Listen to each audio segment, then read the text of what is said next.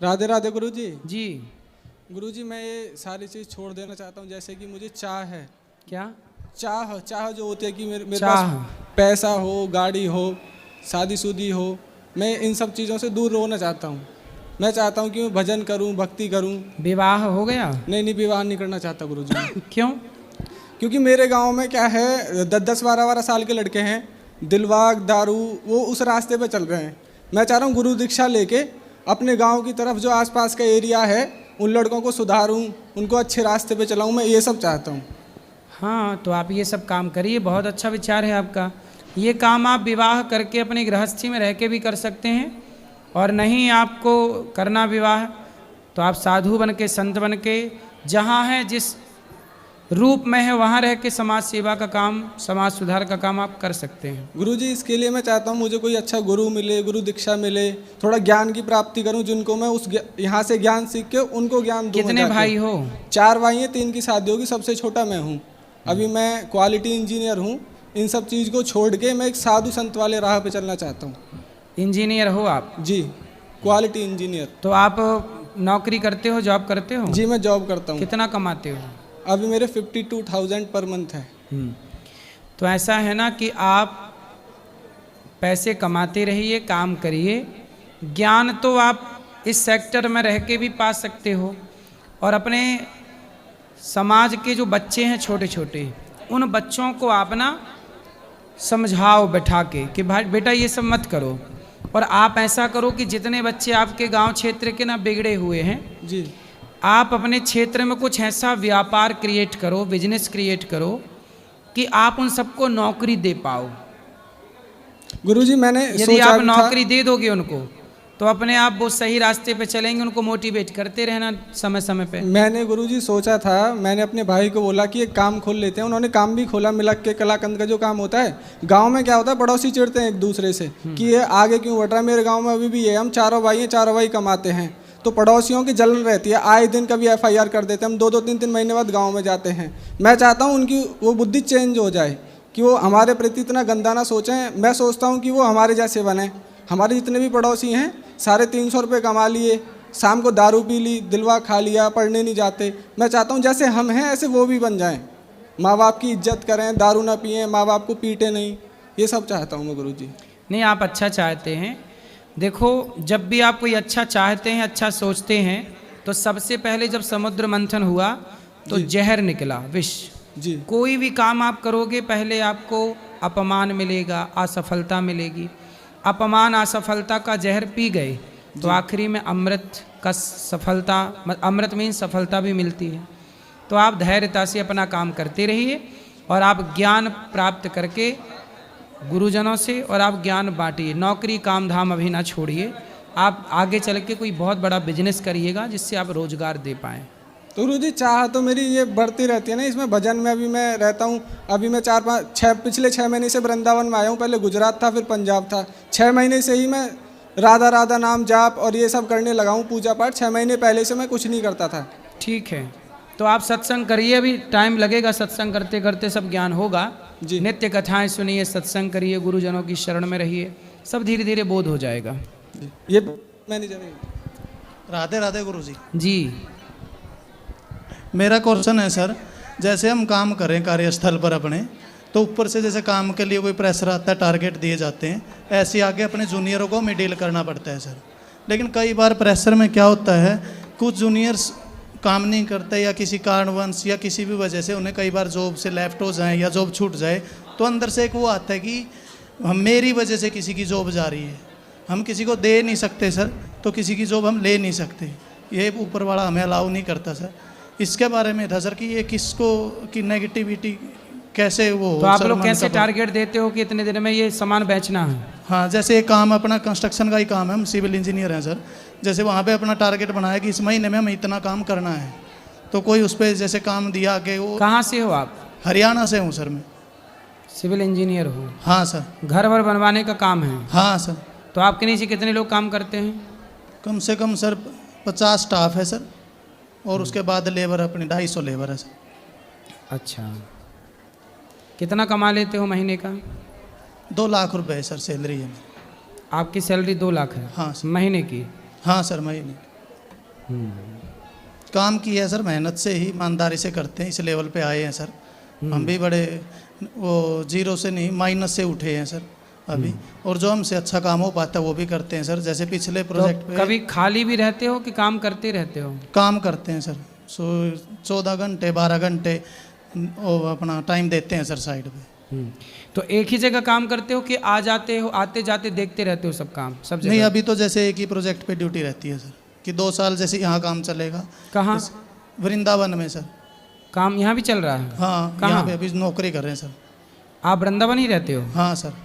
यही काम चल रहा है? हाँ, 4 महीनों से यहीं रह रहे हैं सर। अरे तो फिर हमारा भी काम आप करो। जरूर सर, जरूर सेवा का लेंगे? मौका दें। बिल्कुल सर, बिल्कुल, ये तो सौभाग्य होगा सर मेरा अगर आप कहीं मौका दोगे सर मुझे। ठीक है, अपना नंबर दे देना पाठक जी को। ठीक है सर। तो कैसे सर बताते तो सर क्या कि इसका अच्छा आपके प्रश्न का उत्तर दे दूं कि देखो आपका काम है, आपका धर्म है। जो व्यक्ति अनुशासनहीन है, जो आपके दिए काम को नहीं कर रहा है, उसे निकालना ही पड़ेगा। क्योंकि यदि नहीं निकालोगे तो फिर आज उसने लापरवाही की और आपने नहीं सजा दी, कल फिर लापरवाही करेगा। इसलिए काम में ना समझौता नहीं होता। जो व्यक्ति क्वालिटी में काम में समझौता करता है वो पीछे चला जाता है। यदि आपने समझौता शुरू कर दिया तो आप माइनस हो जाओगे। आप प्लस इसलिए रहोगे क्योंकि आप गलत ना करते हो, ना गलत को बर्दाश्त करो। यदि ये व्यक्ति को हमने ये काम दिया है और ये व्यक्ति ने इस काम को नहीं किया तो इसको निकाल देना ही धर्म है। क्योंकि देखो, एक व्यक्ति काम चोरी करता है ना, एक बार माफ़ कर दो, चलो एक बार क्षमा करो, चलो भाई एक मौका और देंगे। यदि दूसरी बार भी वो वही गलती करे तो निकाल देना धर्म है। जी सर। एक मौका आप दे सकते हैं कि भाई एक मौका हम और दे रहे हैं, हम अभी निकाल सकते हैं तुम्हें, लेकिन एक मौका और, एक मौका दे सकते हैं। एक मौके 2 मौके आप देके देख सकते हैं। फिर भी गलती करे तो निकालना ही पड़ेगा काम से। जैसे गुरुजी कंस्ट्रक्शन लाइन एक ऐसी लाइन है, हाँ, जैसे कंस्ट्रक्शन लाइन एक ऐसी लाइन है, हमारे जो सीनियर थे वो कहते थे, काफ़ी अच्छे थे, हरदेव सिंह, कि एक डॉक्टर गलती करता है या उससे कोई गलती होती है तो एक आदमी की जान जा सकती है जिसका सही वो है, करे। सही लेकिन अगर कोई सिविल इंजीनियर गलती करता है तो एक बिल्डिंग में गलती होगी तो लाखों लोगों की जान जा सकती है। बिल्कुल बिल्कुल। उस चीज़ को देखते हुए सर ये चीज़ें, लेकिन बोझ होता है सर कई बार इन बातों का, ऐसे लगता है कि ऐसा क्यों हो रहा है। नहीं, सही है, कि उसके बिल्डिंग पीछे बनाना उसका है, बिल्कुल परिवार भी एक एक होता है। सूत का ध्यान रखना पड़ता है। एक एक सूत भी यदि माइनस प्लस हो गया तो काम बिगड़ जाता है। जी सर। लेकिन ठीक है, आप अपनी जगह सही हैं, पर आप एक वार्निंग दे सकते हैं, एक मौका दे सकते हैं, और यदि काम बिगड़ा है तो उसे सुधारिए। बिगड़ इसलिए आप सबके काम को देखिए कि किसी यदि सेंटिंग लगी है, इसने दीवार खड़ी की, सबको गुनिया से नाप लिया करो। आप देखते रहो, अपनी नज़र पे रखो जी सर। और उसको बताओ कि देखो तुम्हारी ये गलती है, तुमने ये गलती की है, अब गलती ना करना। यदि वो सुधर गए तो सही है, नहीं सुधरा तो बाहर। जी गुरुदेव जी, धन्यवाद गुरुजी बाबू। महाराज जी प्रणाम जी। मैं शशांक शेखर मिश्रा उरई जालौन का रहने वाला हूँ। महाराज जी, आप जैसे संतजन के आशीर्वाद से इस समय मैं सैनिक स्कूल मैनपुरी में पदस्थ हूँ, वहाँ पे अध्यापक पद पर मैं कार्य कर रहा हूँ। मैं निश्चित रूप से आज आपके चरणों में इसलिए उपस्थित हुआ हूँ कि मैं आपको साधुवाद देना चाहता हूँ। महाराज, आपके विशेष आशीर्वाद से इस स्थान तक पहुँच पाया हूँ। हमारे विद्यालय में बच्चों को आर्मी ऑफिसर बनाने की ट्रेनिंग दी जाती है, और जो देश के लिए चहुमुखी विकास कर सकें, देश की सीमाओं पर सुरक्षा कर सकें।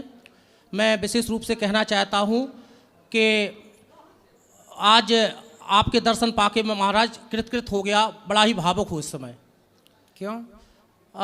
महाराज जी, कई बार आपको फेसबुक यूट्यूब के माध्यम से देखने का मुझे अवसर प्राप्त हुआ, लेकिन प्रत्यक्ष रूप से आज आपके दर्शन कर रहा हूँ तो एक मन में बड़ी तसल्ली और बड़ी भगवान की दया का स्मरण हो रहा है कि बिना उनके दया स्वभाव के कारण ये पॉसिबल नहीं था मेरी ज़िंदगी में। आपने यहाँ चल रही सेवाओं का दर्शन किया? महाराज जी, अभी बस तुरंत ही आए हैं और ये सौभाग्य था कि आपके दर्शन हो गए।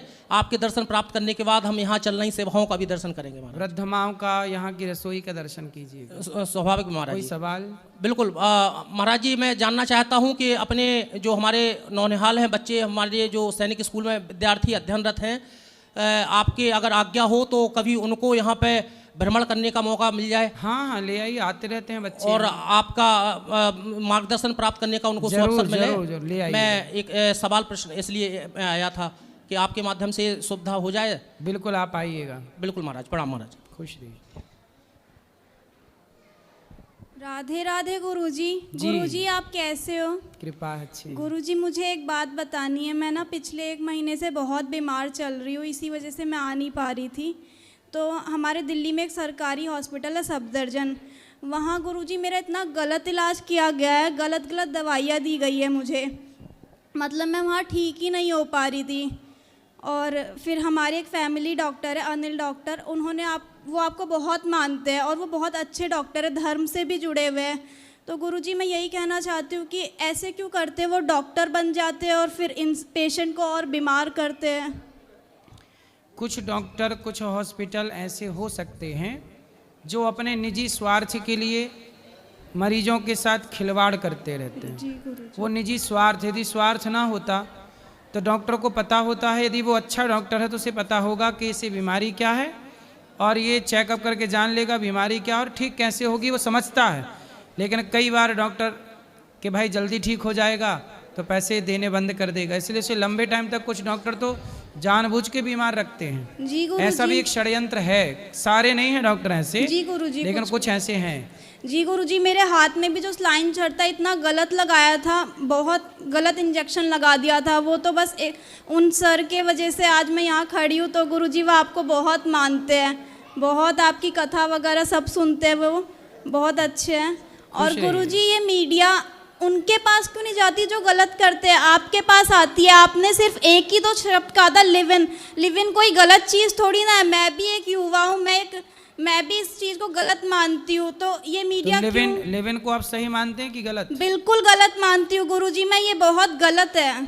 सही है, मीडिया को अच्छी लगती होगी ना ये सब चीजें। जी गुरुजी, वो खुद तो ऐसे घूमते और आप पे आके आरोप लगाते हैं। यहाँ की सेवाएं इतनी अच्छी है, मैं कहती हूँ कि पूरे भारत में ऐसी सेवा नहीं है जो गुरुजी कर रहे हैं।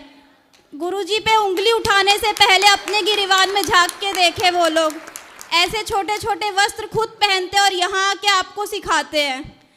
मैं गुरुजी बहुत गुस्से में थी, पर मैं अपने तबीयत की वजह से बस नहीं आ पा रही थी। कोई बात नहीं जी गुरुजी। मीडिया का काम है अब संतों को बदनाम करना, सनातन को टारगेट लिए है। मीडिया सनातन धर्म की ही दुश्मन बनती जा रही है। जी गुरुजी। कुछ मीडिया सनातन की, संतों की दुश्मन बन के ही काम कर रही है। पर गुरुजी उन्हें नहीं पता हम युवा कब सुधर चुके हैं, हम उनकी बातों में नहीं आने वाले, हम आपके साथ हैं। सही है, सही है। जी गुरुजी, राधे राधे। राधे राधे, खुश रहिए।